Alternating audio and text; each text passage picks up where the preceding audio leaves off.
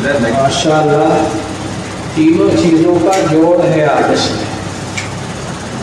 حضور صلی اللہ علیہ وسلم کے زمانے میں اور صحابہ اکرام کے زمانے میں دعوت اور تبلیغ جہاد کے ساتھ ہوتی تھی۔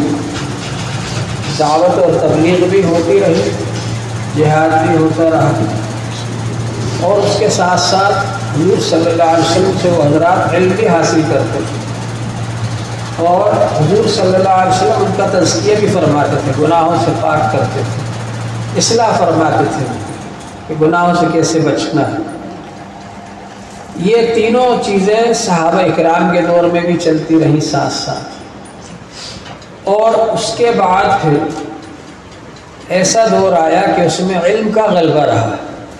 بڑی بڑی کتابیں لکھی محدثین کرام نے، بخاری شریف لکھی، مسلم شریف لکھی، اصلاح ستہ جو حدیث کی کتابیں ہیں، لیکن ان حضرات نے بھی تینوں چیزوں کو جوڑے رکھا۔ علم کو زیادہ انہوں نے علم میں زیادہ لگے، لیکن جہاد کو بھی جاری رکھا۔ حضرت ابن مبارک رحمۃ اللہ علیہ، عبداللہ ابن مبارک جو امام بخاری کے استاد ہیں، ان کے حلقے درس میں اتنے آدمی آتے تھے کہ ایک بار انہوں نے حدیث پڑھا رہے تھے، چھینک آ گئی تو چھینکا، تو چھینکنے والا الحمدللہ کہتا ہے، تو جواب دینے والے یرحمک اللہ کہتے، یرحمک اللہ سب نے اتنی زور سے کہا کہ ہارون رشید بادشاہ تھا، اس کی حکومت تھی، وہ چھت پر چڑھ کر دیکھنے لگا کہ اتنے سارے لوگ کہاں جمع ہو گئے۔ تو اتنے بڑے محدث تھے، امام بخاری کے استاد ہیں، علم میں لگے رہتے تھے، لیکن وہ کہتے ہیں میرا دل چاہتا ہے میں 6 مہینے جہاد کروں، 6 مہینے پڑھاؤں، علم حاصل کروں۔ تو معلوم یہ ہوا کہ ان حضرات نے بھی جہاد یعنی دعوت و تبلیغ کو اور علم کو اور تزکیہ کو، ان سب کو جوڑے رکھا۔ امام ابو حنیفہ رحمۃ اللہ علیہ کے شاگرد ہیں، عبداللہ بن مبارک رحمۃ اللہ علیہ، اتنے بڑے محدث شیخ الحدیث ہونے کے باوجود امام ابو حنیفہ رحمۃ اللہ علیہ کے شاگرد ہیں، فقہانہ مسائل۔ تو بہرحال امام ابو حنیفہ رحمۃ اللہ علیہ اتنے بڑے امام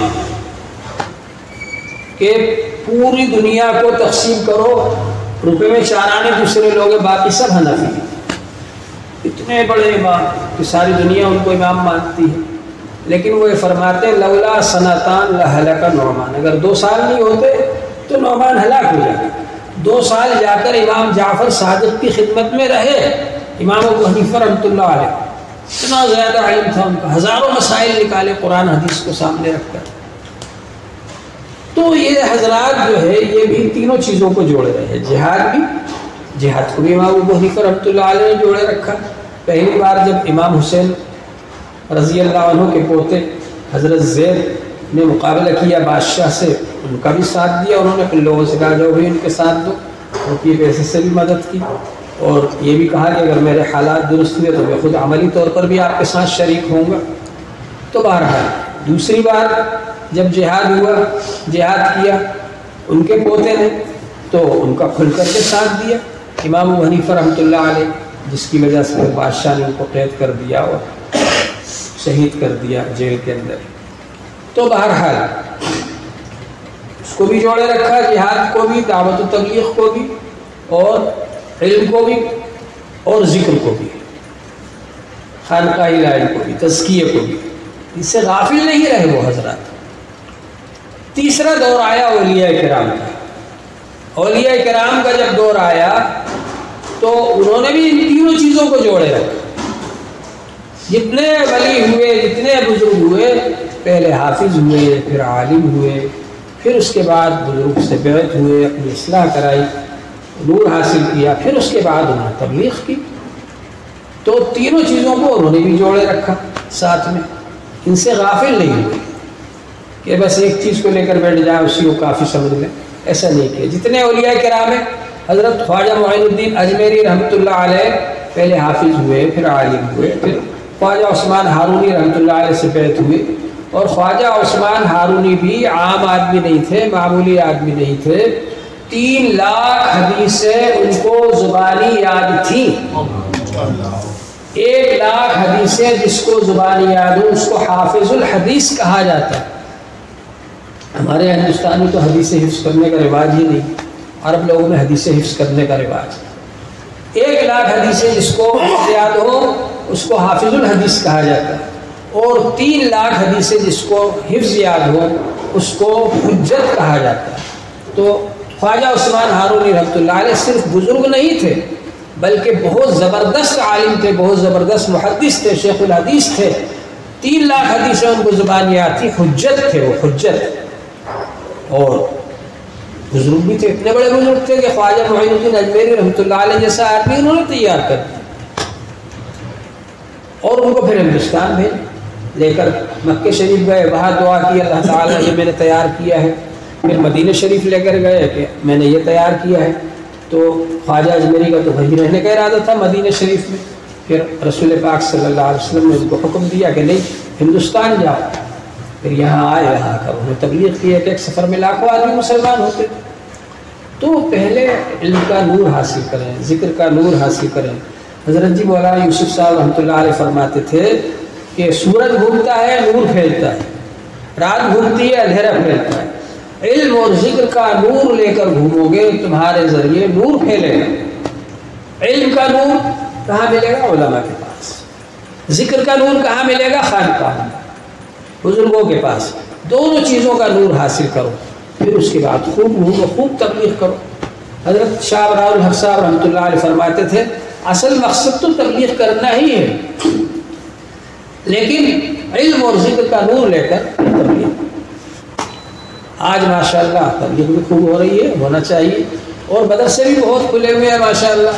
لیکن کمی اس چیز کی ہو گئی, وہ کیا ہے کہ خانقاہ الہی سے, ذکر سے ہم لوگ غافل ہو گئے. اس کا نتیجہ ہے کہ آج ہم لوگ ظاہراً داڑھی بھی رکھ لیتے ہیں, اچھے کپڑے بھی پہن لیتے ہیں, لیکن اندر سے دل نہیں بنا.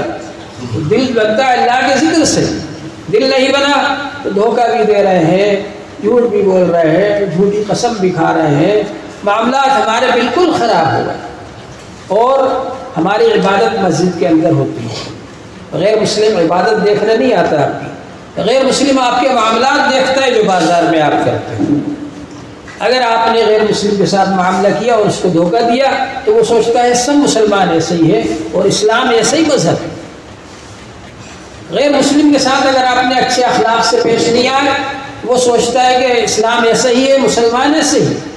تو ہم اسلام کے نمائندے بن کر ہندوستان میں آئے تھے, ہم اسلام کو بدنام کرنے والے بن گئے. موجودہ زمانے میں جو مسلمانوں پر حالات آ رہے ہیں, وہ قوم جو کہ مکھی مچھر کو مارنا برا سمجھتی تھی, چھپکلی کو مارنا برا سمجھتی تھی, کہتی تھی ہم ہتھیارے ہو جائیں گے, تو مسلمانوں کو مارنا. کہ مسلمانوں کے قدم دھوتے تھے, مسجد کے سامنے غیر مسلموں کی لائن لگی رہتی تھی کہ نماز پڑھ کے نکل رہے ہو, ہمارے بچے کے اوپر پھونک ڈال دو اچھا ہو جائے گا. وہ آج مسلمانوں کو مار رہے ہیں. کیوں؟ اس لیے کہ ہم نے ان کے سامنے اپنی تصویر, اپنی صورت جو بنا کر بتائی وہ ہے کہ ہم جھوٹے بھی ہیں, مکار بھی ہیں, غدار بھی ہیں, دھوکہ بھی دیتے ہیں, شراب بھی پیتے ہیں, جوا بھی کھیلتے ہیں, اور کسی کے یہاں کرائے سے رہے تو کرایہ بھی نہیں لیتے. آج مسلمان کو کوئی کرایہ کا مکان دینے کے لیے تیار نہیں. کیوں؟ وہ یہ کہتے ہیں کہ صاحب مسلمان تو کرایہ نہیں دے گا, خود جاؤ کر لے گا. تو یہ سب چیزیں ہمارے اندر آ گئی. ہمارے معاملات صحیح ہونے چاہیے, ہمارے اخلاق صحیح ہونا چاہیے. اور یہ کب صحیح ہوں گے؟ جب ہمارا دل سدھرے گا, اور دل کی اصلاح ہوگی اللہ کے ذکر سے. تو اللہ کا ذکر کرنا اور خانقاہ الہی سے جڑنا یہ ہم سب کے لیے بہت زیادہ ضروری ہے. پرانے زمانے میں اللہ والے بہت ہوتے تھے, اور بہت لوگ ان کے پیچھے ان کے مرید ہوتے تھے, اور وہ ہر ایک کو یہ فکر ہوتی تھی کہ میرے اندر کوئی خرابی نہ رہ جائے. لہذا ہر شخص آ کر کے بزرگوں سے مشورہ کرتا تھا, بھائی میرے اندر یہ وسوسہ آ گیا, میرے اندر یہ خرابی ہے, آپ اس کا اصلاح کر دیجئے, آپ اس کا علاج بتا دیجئے.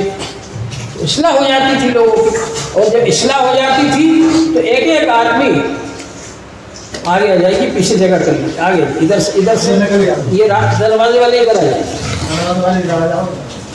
ایک ایک آدمی جب کہیں جاتے تھے, ایک ایک علاقے میں دور دور چلے جاتے تھے, تو وہ وہاں جا کر کے مسلمانوں کی نمائندگی کرتے تھے.